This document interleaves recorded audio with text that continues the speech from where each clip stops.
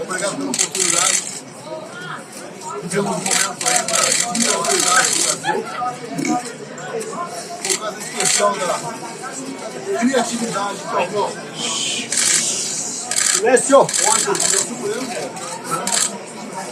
Foi na última hora. Vocês surpreenderam. Hoje diminuiu.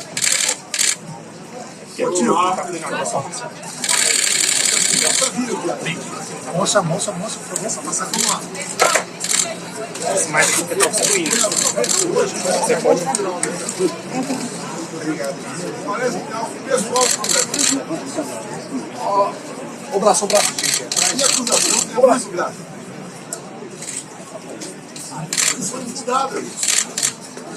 Não é da boca para fora. Eu vou demorar um pouco. Tem muita novidade para vocês. Vou começar no final. Quando a eleição se acabar. Dia 2 de outubro. Fantástico. Alguns de vocês estavam lá na Alvorada. Eu fiz um pronunciamento da nação. Coisa rara, né? Fiz um pronunciamento bonito da nação. Eu olhei apenas um parágrafo desse. Infelizmente, estão no inquérito.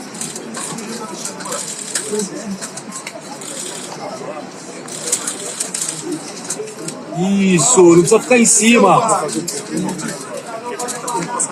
As manifestações pacíficas sempre serão bem-vindas.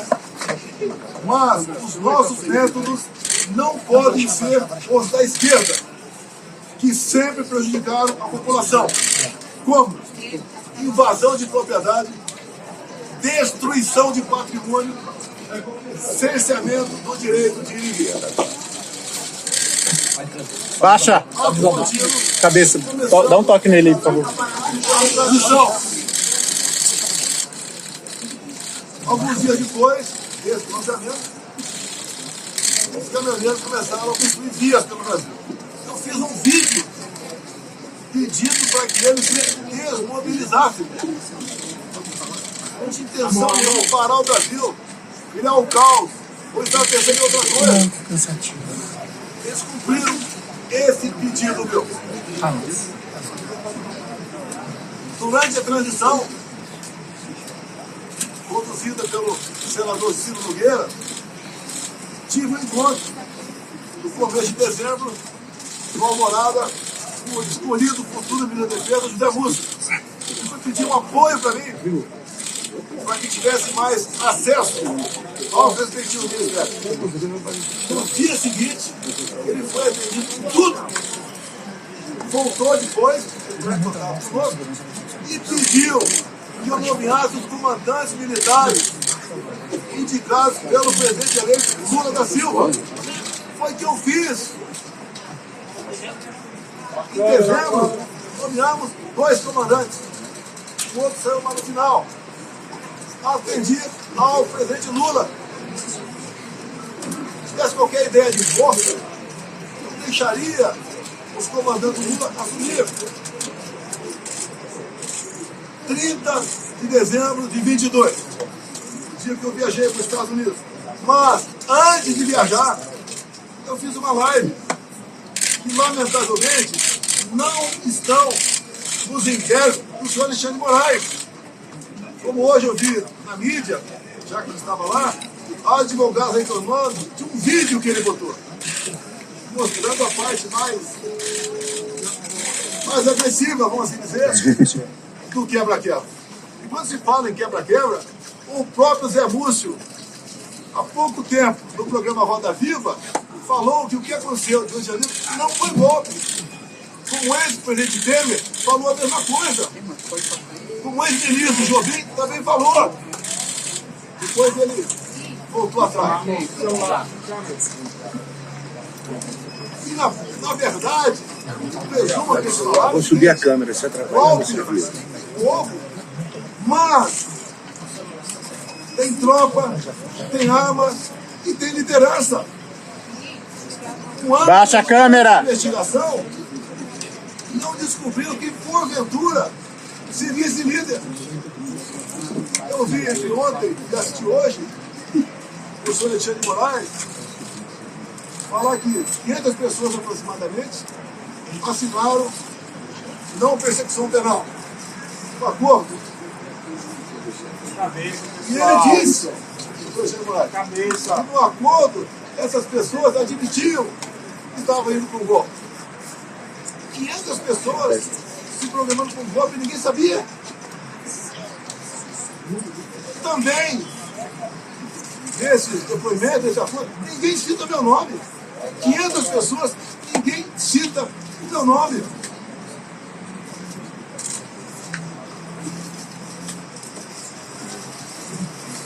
Vamos aqui para a live, 30 de dezembro. Olá, amigão. O dia que eu viajei para os Estados Unidos. Um pedacinho bem curto aqui. Mas, lamentavelmente, as imagens não estão no inquérito do Alexandre de Moraes. Ele bota o que ele quer lá. E por isso, seus inquéritos são secretos. Ou confidenciais. Estou fazendo até agora a minha parte. Hoje são 30 de dezembro. Até hoje, eu fiz a minha parte dentro das 4 linhas. Não vamos achar que o mundo vai acabar dia 1º de janeiro. Vamos por tudo ou nada. Não tem tudo ou nada. Inteligência. Mostrar que somos diferentes dos outros. Nós respeitamos as normas, as leis, a Constituição. Nós sabemos dar valor à liberdade. Talvez isso seja o que mais importa. O pessoal deve perguntar: por que está de defesa? Lá atrás foi discutido, está difícil. Você deve se lembrar da matéria do Gringão, que passou em São Paulo. Áudio, um dos áudios dizia: carregue no 42. Ele estava na dúvida do que me acusar. Estava na dúvida. Ele achou naquele momento que era melhor falar que queria dar um golpe usando o artigo 42 da Constituição. E agora, entre ontem e hoje, palavras do ministro relator, o convencionado por ele, está de defesa. E o decreto estava pronto para vacinar. Seria então, se vacinasse, o início do golpe. Segundo o relator, configurou-se o golpe a partir desse momento. Mas, antes de uma hipotética assinatura de um decreto de estado de defesa, como está no artigo 3 da Constituição, o presidente da República tem que convocar. Não convoquei os Conselhos da República da Defesa, nem as preparatórias com verbo para isso. Se é que você trabalhar com o dispositivo nacional, é sinal de golpe. Golpe não tem lei, não tem norma. Golpe tem conspiração da imprensa, parlamento, setor do poder judiciário, setor da economia, fora do Brasil. Força Armada em primeiro lugar, sociedade, empresários, agricultores. Aí você começa a gestar um hipotético golpe. Nada disso houve. Agora, por que se comentou em estado de defesa de sítio? Para a gente desmontar de vez essa história de golpe em cima de um dispositivo funcional. Dilma ganhou de SNL. O que o PSDB fez? Contratou uma auditoria externa. Talvez para dar mais credibilidade ao parecer final. Conclusão, parecer final da auditoria externa contratada pelo PSDB sobre eleições. As urnas são inauditáveis. Não sei o que disse isso. Isso foi em 2015. Eleição de 2014. Desde 2012, eu já tinha ações dentro da Câmara dos Deputados pelo voto impresso. Antes de mim, Flávio Dino foi claro, dizendo que perdeu umas eleições por causa do voto eletrônico. Antes disso também, Carlos Lucas, do PDT, em inserções de programa eletrônico gratuito, ele disse: Eleições sem voto impresso é fraude. Não vai conseguir, não tem. Eles estão passando por ali no TSE. Outros 10, 12 falavam a mesma coisa. Eu não era sozinho. Estava sozinho na defesa do voto impresso. Eu não sou obrigado a acreditar, confiar num programador. Eu confio na máquina. Não sou obrigado a acreditar num programador. Não precisa. Em 2015, eu, deputado Jair Bolsonaro, aprovou uma emenda numa proposta de lei eleitoral, cujo relator era Rodrigo Maia, permitindo o voto impresso. A Dilma Rousseff, a senhora Dilma Rousseff, vetou. Foi derrubado o veto na Câmara, algo surreal. Até o PT votou para derrubar o veto. Ato contínuo. Foi convidado pelo ministro Supremo, Luiz Fux, aí no TSE. Chegou lá e encontrei o ministro Fux. Estou muito bem, feliz. Ele me convidou para ir lá. E falou que o TSE tinha tomado todas as medidas para implementar o voto impresso nas eleições de 2018. Ele falou, deputado, por falta de recurso, apenas 5% das sessões terão voto impresso. Eu falei, uma excelente referência. Pode ver. É mais número de eleitores do que uma pesquisa. Eu só faço um pedido para o senhor. Pulverize as urnas.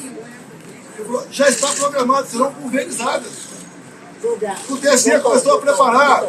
Deu um vídeo do ministro Gilmar Mendes, ministro Barroso, elogiando a nova urna eletrônica com a impressora do lado. Bem, poucos meses depois, por 8-3, o Supremo Tribunal Federal disse que a urna era inconstitucional. Quando isso aconteceu? Essa ação foi proposta da sua Raquel Dodge na época, chefe do MP. Porque a impressão do voto, segundo o Supremo e ela, segundo o Supremo e ela, a impressão do voto colocava em risco a segurança das eleições, o sigilo do voto. Esses foram os argumentos. Deixo claro que na Venezuela só foi possível detectar fraude no ano passado por causa do voto impresso. Foi a primeira vez que a Venezuela adotou o voto impresso. Por que a Venezuela fez isso? Já que o sistema eleitoral deles é exatamente igual ao nosso. Porque houve um momento que o governo Biden queria comprar petróleo da Venezuela. Não podia comprar um petróleo sem nada em troca. Então foi feito um acordo, o governo Biden dos Estados Unidos, o governo Maduro da Venezuela e oposição, que impuseram então um voto impresso. E foi testado a primeira vez, em dezembro do ano retrasado, na Venezuela, um referendo que podiam ou não invadir a Guiana para tomar posse da região desse equipo. E depois que apareceu o petróleo, a Guiana ficou país cobiçado. E o Maduro, quando foi votar, o referendo falou: aqui você vota sim, sim, sim, sim, papelzinho, não é igual a outro país, é papelzinho dentro da urna. E o Maduro aceitou por que o voto impresso? Já queria ter problema com a Maria Corina ou com o Capriles, os meus adversários dele naquele momento. O que ele fez? Tornou-os, Maria Corina e Capriles, inelegíveis por 15 anos. Com a acusação, atos antidemocráticos. Subindo o carro do som e criticaram o governo Maduro. Isso passou a ser ato antidemocrático. Você começa a lembrar um pouquinho do Brasil, não? As duas oposições mais fortes, fora da ficha eleitoral, o Maduro pensou que fosse entrar em campo e ganhar para o WO. A Maria Corina organizou seu partido, organizou bases, fez movimento por toda a Venezuela, muito parecido com o meu aqui, onde a multidão ia atrás. 300 mil mortes em São Paulo, milhares de pessoas por todo o Brasil. Tiveram as eleições. A Maria Corina se organizou, mas tem detalhe aqui, se organizou. Quando começou a apuração, chegando na casa de 70%, o que o Maduro fez? Suspendeu. E logo depois, Shelton declarou eleito o presidente da Venezuela, ou melhor, reeleito. Mas a oposição tinha boletim de urna, tinha atas. E essa questão se alastrou fora da Venezuela. Chegou-se à conclusão, então, que tinha havido fraude por parte do Maduro. E tinha que encerrar as eleições por ali, caso contrário, ia dar a vitória do Edmundo, candidato da Maria Corina. E dali para frente vocês sabem a história. O governo brasileiro, o PT reconheceu a vitória do Maduro. O governo brasileiro, Lula da Silva, já não quis reconhecer. Houve um entreveiro entre ambos. O Maduro falou em certo momento: a sua justiça eleitoral reconheceu você vitorioso aí. A minha reconheceu aqui. Fique quieto ou vou falar. Palavra do Maduro. Caralho, quem que tá mexendo nos O microfones? voto impresso, direito, como a contagem pública de votos tem que ser feita. A Alemanha não aceitou. Olha o microfone aí. Não, desculpa aqui.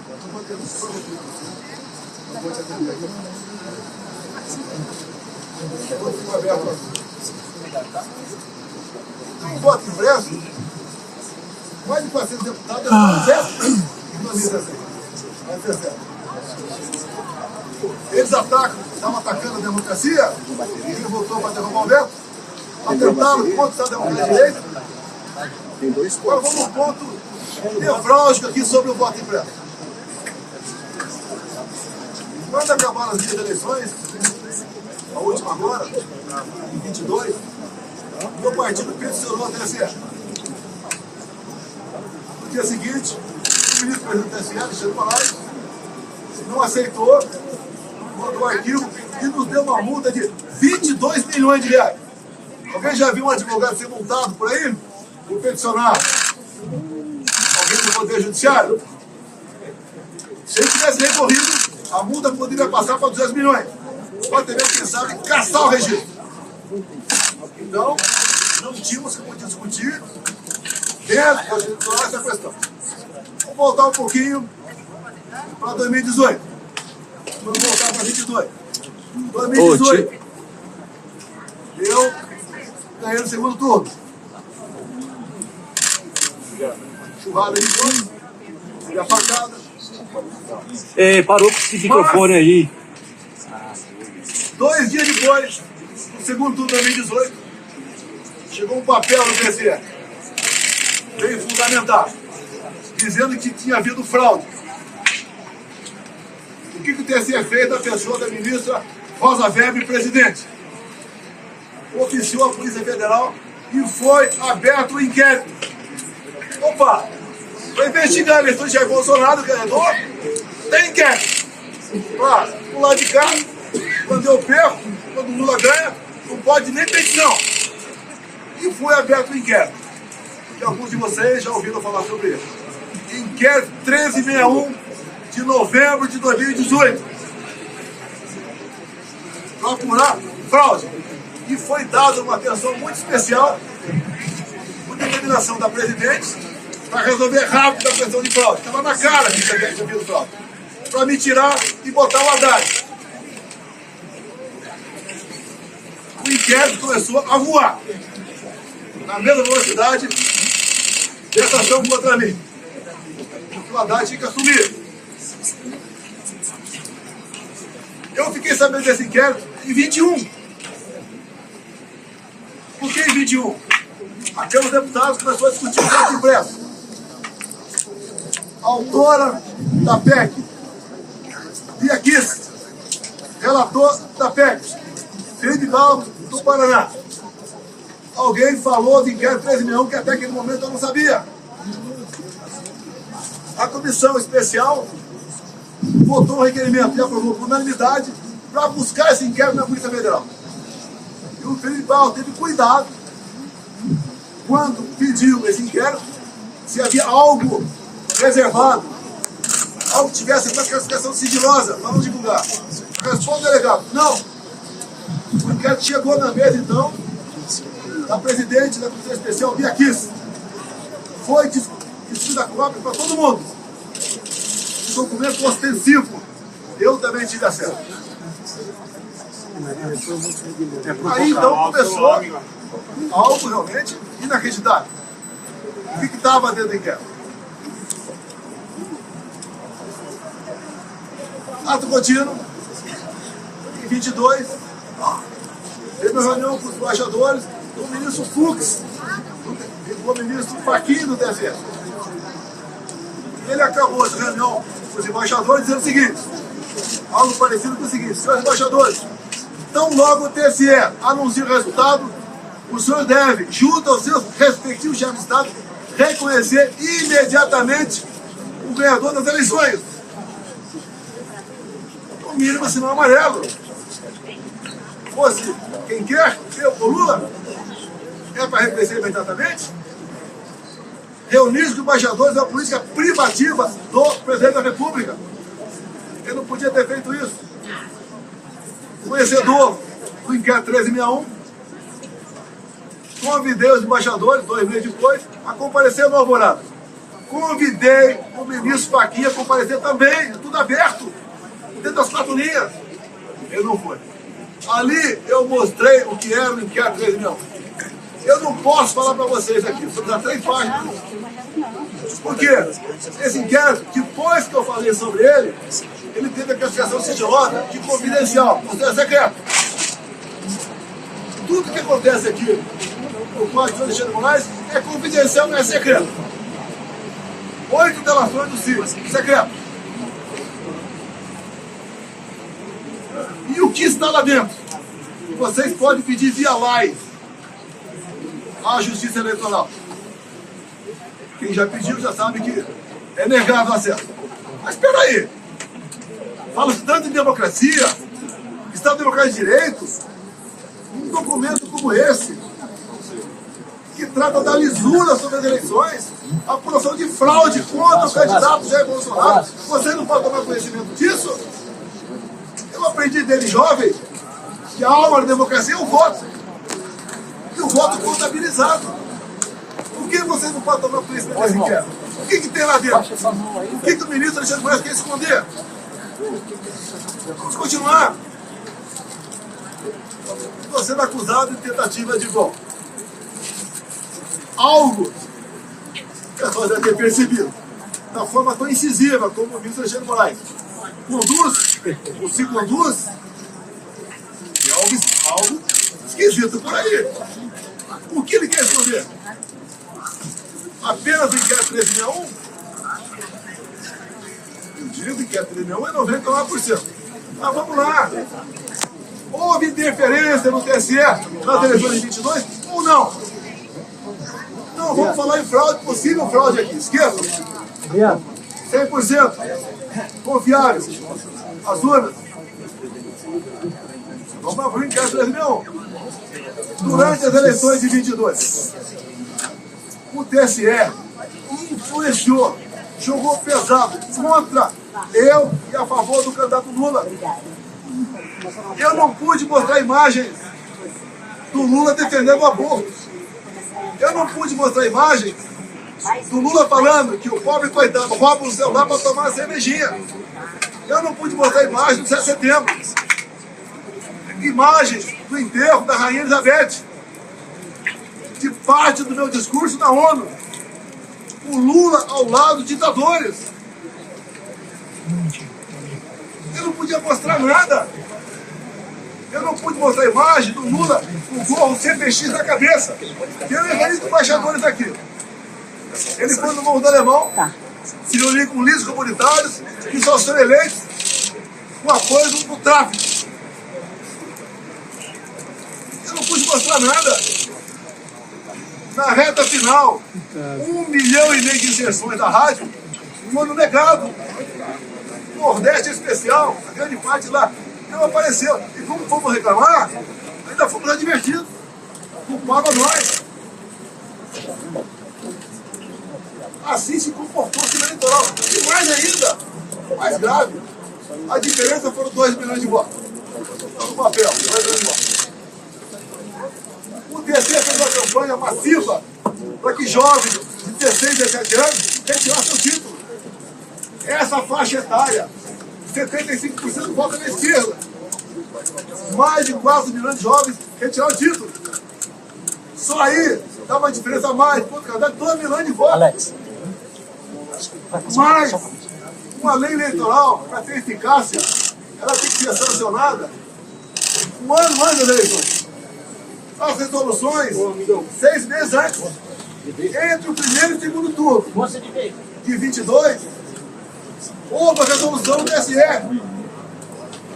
Era para censurar. Até a ministra Carmen Lúcia falou o quê? Olha, eu estou contra a censura, mas o movimento aqui é especialíssimo. Vou votar sim. E o Alexandre de Moraes aprovou uma resolução entre o primeiro e o segundo turno, proibida por lei, com mais força ainda. A Justiça Eleitoral foi para cima do pessoal da direita, desmonetizando páginas, derrubando páginas, prendendo gente, fizeram barbaridade contra a minha pessoa. A Justiça Eleitoral se comportou corretamente, dado que eu falei aqui, sim ou não? Eu que sou golpista? Eu que sou golpista?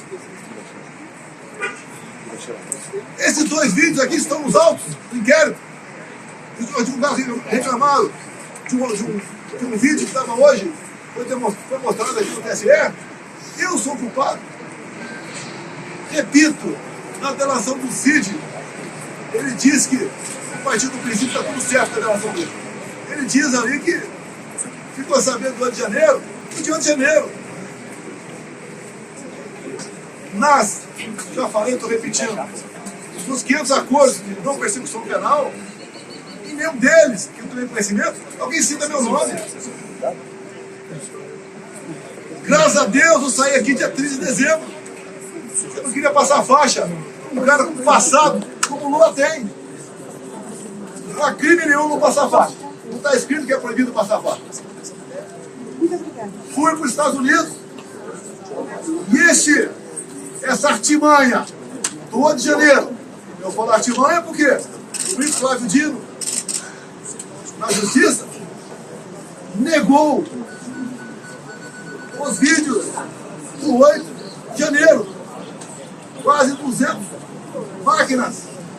Entregou apenas 4 vídeos e falou que o contrato tinha vencido. Pelo amor de Deus! Pelo amor de Deus! Eu sou golpista. 8 de janeiro, eu estava nos Estados Unidos. Uma das 5 acusações contra mim é destruição de patrimônio. Só se for por telepatia. Existia, pegaram, fizeram pesca probatória, retiraram de todo mundo, 3 buscas de apreensão em casa. Não acharam nada a meu respeito. O próprio Cid falou que os militares estavam de férias no Rio de Janeiro. Aí invento, o Lula ia assinar uma GLO. Você assinou a problema dele. Vai dar golpe com o comandante Lula? Se os meus tivessem mantido, ia até ter uma locomoção nesse sentido. Os comandantes jamais embarcariam numa aventura. Discutir, como disse, então o comandante do exército meu, discutir hipóteses de disposição constitucional, isso não é crime. Você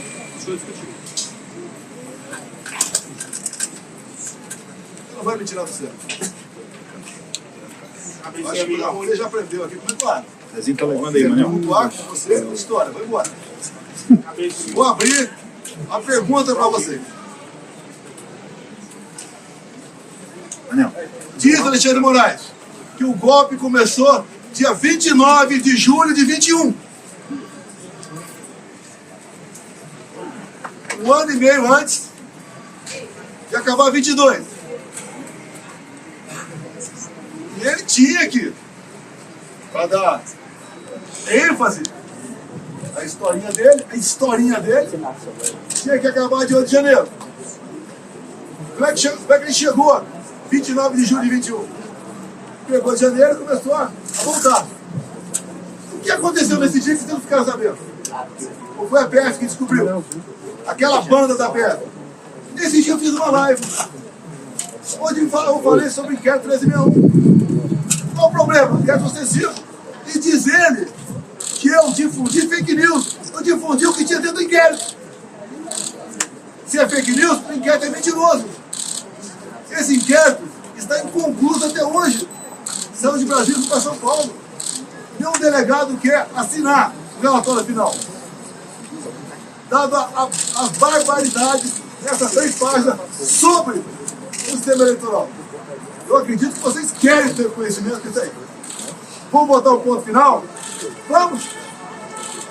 O senhor Alexandre Moraes suspenda o sigilo do inquérito 1361 de novembro de 2018. É fácil! Vamos para a verdade, vamos botar tudo na mesa. Por que essas prisões absurdas? 17 anos, 14 para a Débora agora. A Débora é uma golpista, terrorista. Ela está sofrendo mais que qualquer ser humano para sofrer na vida. Ela acorda e dorme, sem dar um beijo, sem dar um banho nos seus filhos. De 10 e 7 anos de idade. Por que 14 anos, 17 anos? Quer botar 30 em mim? Se eu tivesse devendo qualquer coisa, não estaria aqui. Fui para os Estados Unidos, graças a Deus, que se tivesse aqui de 8 de janeiro, estaria preso até hoje. Ou morto. Que é o sonho que eu sei que é de alguns aí. Eu preso e vou dar trabalho. Isso vai acontecer, não, deixa contigo para mim.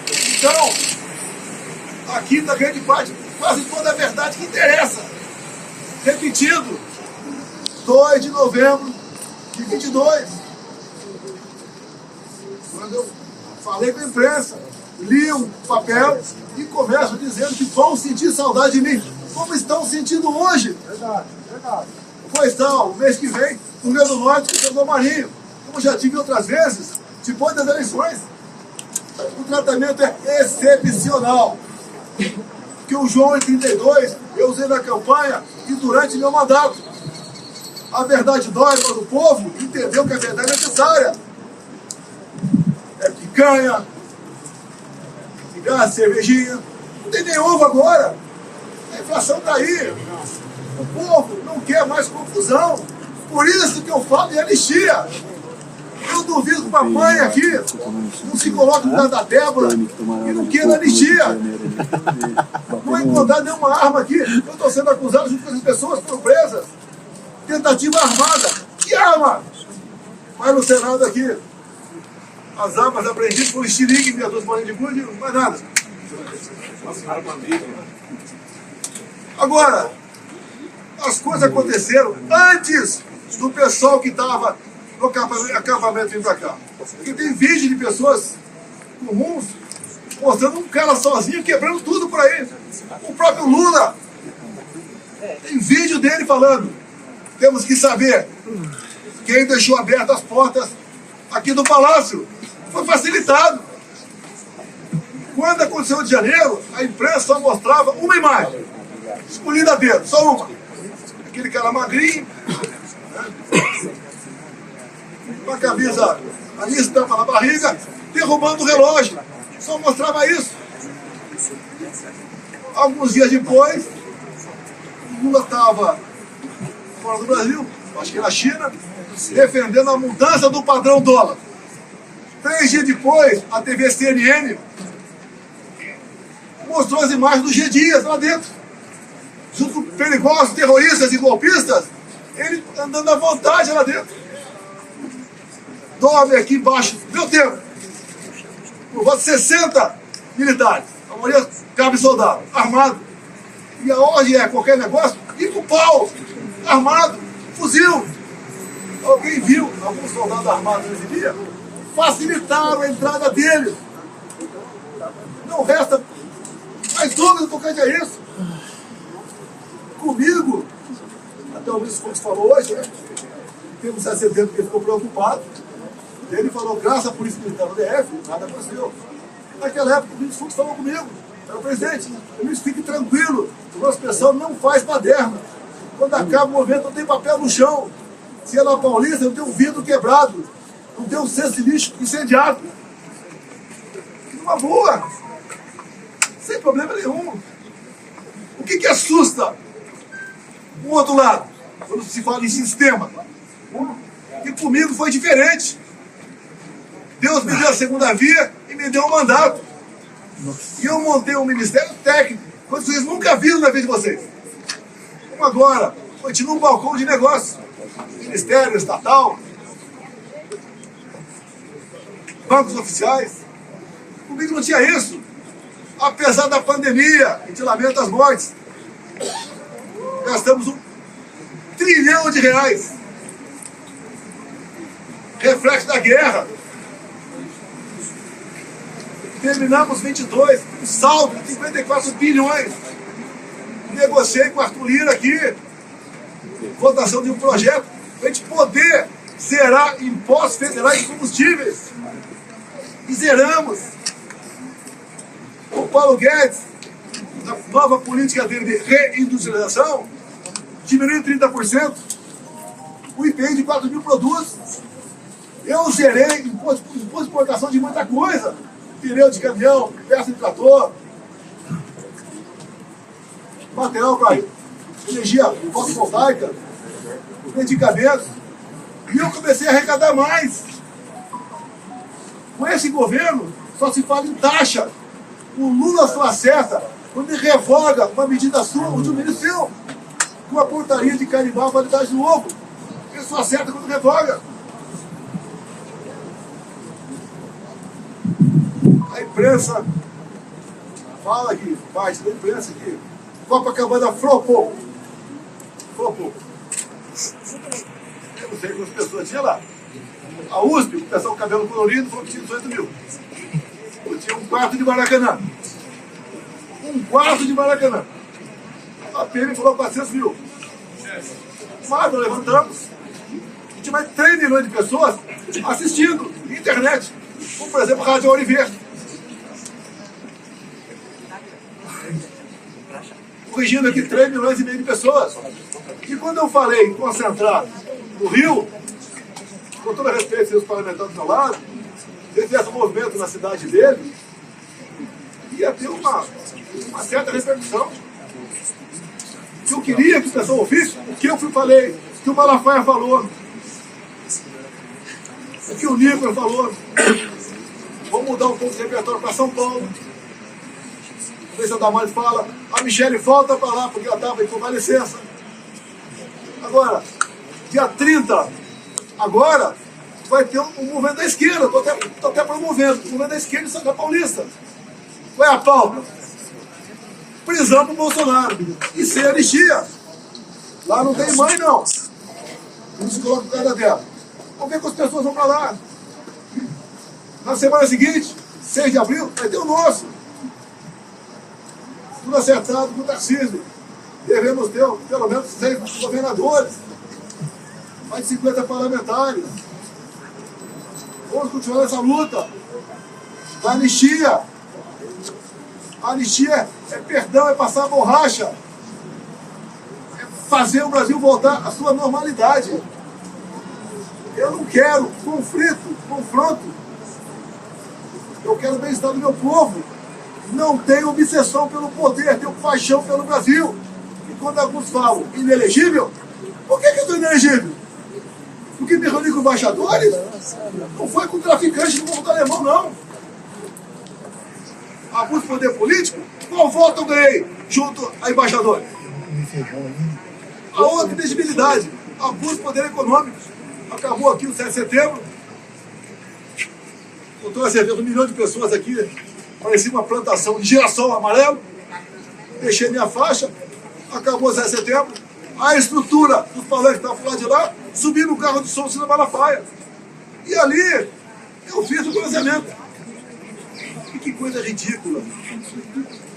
Por ocasião na votação da minha elegibilidade, o ministro Alexandre de Moraes, falando, inclusive, ele fez um bolo de imbrochável. Que é isso? Eu falei pro cara que estava lá embaixo, secretário ali, foi no microfone. E se tivesse falado, qual o problema? Agora está com grito aí, por exemplo, chip. Qual o problema? Qual o problema? Falo com os Correios. Viu o rombo dos bancos do Brasil? Como é que era, por exemplo, o Rodrigo Santos dava prejuízo anual de 500 milhões. O Tarcísio assumiu o ministério. Passou a dar lucro de 500 milhões. Para onde ia esse R$1 bilhão? Ia propor de alguém. Que, obviamente, começou a trabalhar contra mim. Perdeu R$1 bilhão por ano. Você vai lá em Itaipu Nacional. Era conhecida apenas como uma empresa que gerava energia. Quando o Gelson Lula assumiu, ele ligou para mim. Ficou abismado. O tamanho da corrupção lá dentro. Eu falei, mas como é que isso nunca veio à tona? Porque a Itaipu Nacional, por ser nacional, não é auditada pelo TCU. Podia meter o braço até o sovaco e roubar. Ela tapamos esse rombo. Junto com o ministro Saxida, na reta final, o que nós fizemos? Reduzimos 45% o preço da tarifa em dólar. E mais, concluímos a segunda ponte com o Paraguai. Não é uma pinguela, não. Uma ponte de 470 metros de vão. Está 2 anos faltando a cabeceira.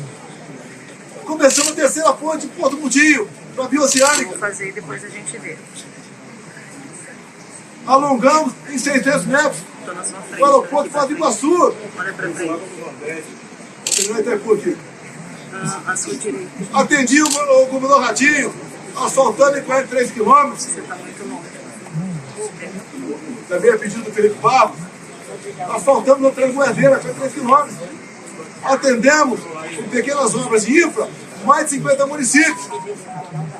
O então secretário da Pesca, Jorge Seif, começou a tratativa com o Paraguai. Nós praticamos a piscicultura no Lago de Foz. A previsão era aumentar em 20% a produção de pescado no Brasil. Faltou o último passo. O governo do nosso lado tinha que ter autorização do Paraguai. Mais um exemplo de estatal que deixou de meter a mão nela. Os bancos do Brasil, Caixa Econômica, BNDES, aquela diretoria era um partido, ou um grupo que trabalhava lá, não pelo banco, para si. Eu tive uma vez uma pessoa muito importante, né? Foi visitar, tinha um problema no Banco do Brasil. Era um problema de 400 milhões de reais. E você podia resolver. Eu chamei, eu falei, o que tu acha disso? Ele falou, não dá por causa disso. Aí chamei o cara de volta. Eu falei, desculpa, mas não dá por causa disso. Sabe o que me respondeu? Demita o presidente do Banco do Brasil. Era assim que as coisas eram tratadas no Brasil. Um momento marcante na minha vida, tinha uns 15 mega empresários conversados. Um falou o que para mim? Estou vindo do STU. Pela primeira vez não fui achacado quando entrei lá. Olha como é que funcionou a Polícia Federal e a Polícia Rodoviária Federal. Recorde de apreensão de drogas e armamento. Olha o campo. Acabamos com a invasão do MST. Como? Armamento pessoal. Arma não mata. Tanto é que o povo, em grande parte, teve arma e diminuiu em quase 30% o número de mortes que vão para o Brasil. O Tarcísio foi gigante. Acabamos com muitas balsas pelo Brasil. O Marinho levou água para o Nordeste. O Saxida na reta final. Acertamos toda a documentação para eólicas offshore na costa do Nordeste. Vai gerar o equivalente a 50 Itaipus. O Saxida acertou a documentação para a exploração de lítio, região mais pobre de Minas Gerais, que é o Vale de Quitinhonha. O Saxida também acertou a regulamentação para nós começarmos a explorar urânio lá em Santa Quitéria, Ceará. O que o Lula fez no final do ano passado? teve aqui reunião do G20, assinou 37 memorandos e acordos com a China. Esses acordos entregou o nosso urânio para a China. Acordos têm que passar pelo parlamento. E a comissão inicial é Relações Exteriores e Defesa Nacional. Por isso, eu me empenhei, junto com o nosso partido, ninguém foi violentado por causa disso, a indicação seria do Eduardo Bolsonaro. Com toda certeza, pressão de fora bateu aqui dentro. O Lula quer botar o Brasil no colo da China.